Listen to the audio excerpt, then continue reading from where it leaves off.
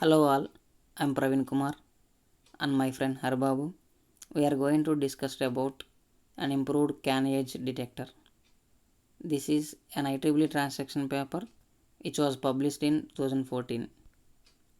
The main motivation behind this paper is to reduce the problems of traditional CAN age algorithm.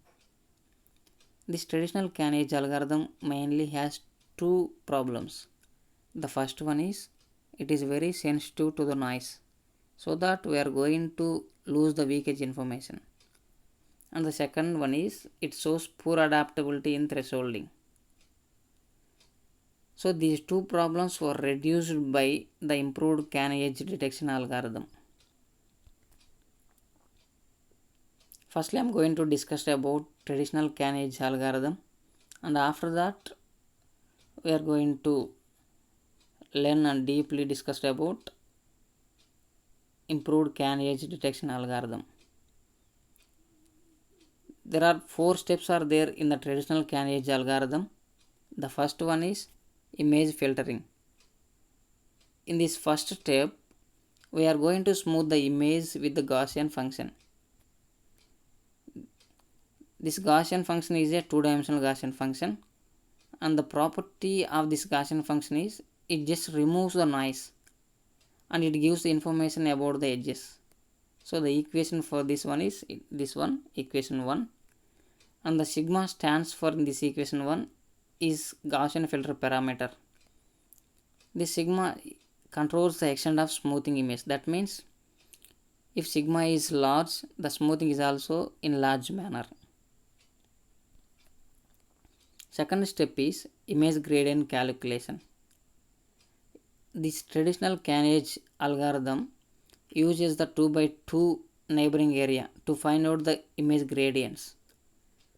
So the first gradient in x direction and gradient in y direction equations are these two, equation 2 and equation 3, and the corresponding operators are gx and gy.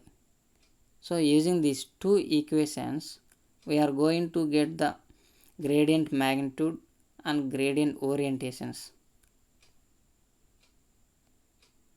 By using these 2 by 2 neighboring area, we have some disadvantages.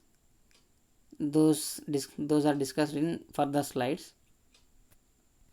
So by using these two equations, we are going to find out the gradient magnitude and orientation of the image gradient. Those equations are 5 and equation 6. Third step is non-maximum suppression. Firstly, in this step, we are using 3 by 3 neighboring area. Consider a 3 by 3 window, and let us assume we are at the middle pixel.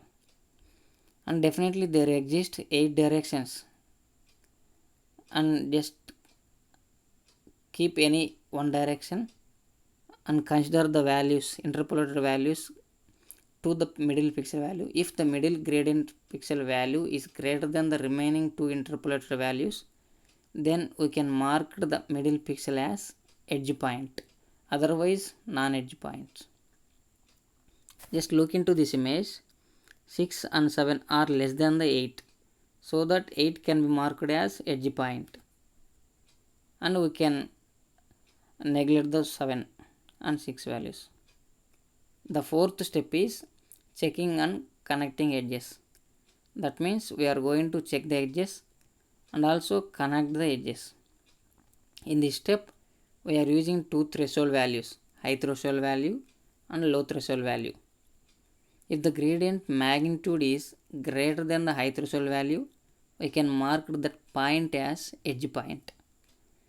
If the gradient magnitude is less than the low threshold value, we can mark it as non-edge point. And another case, if the gradient magnitude lies between these two threshold values, then those points can be marked as candidate edge point. Look into this image.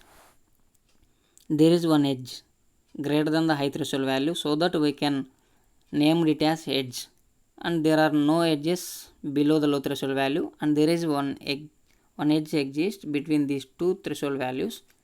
but this is not connected to any high edges, strong edges, so that I am removing those edges also. So I marked as not an edge. So using this step we can find out the edges. So these are the four steps in the traditional can edge algorithm, and after that we are going to discuss about some of the problems related to this traditional can edge algorithm.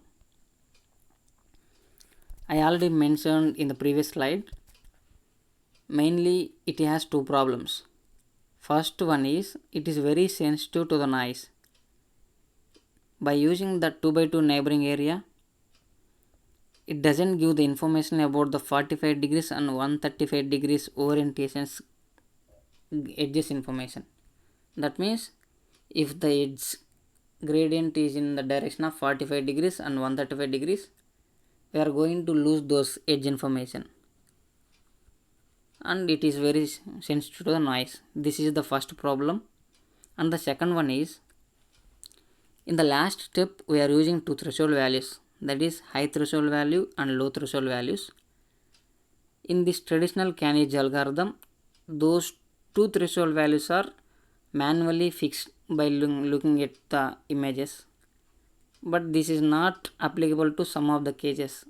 Just assuming if an image contains a rich edge information, in that case if we are using the fixed values, we are going to lose some of the information about the edges. So this is the second problem.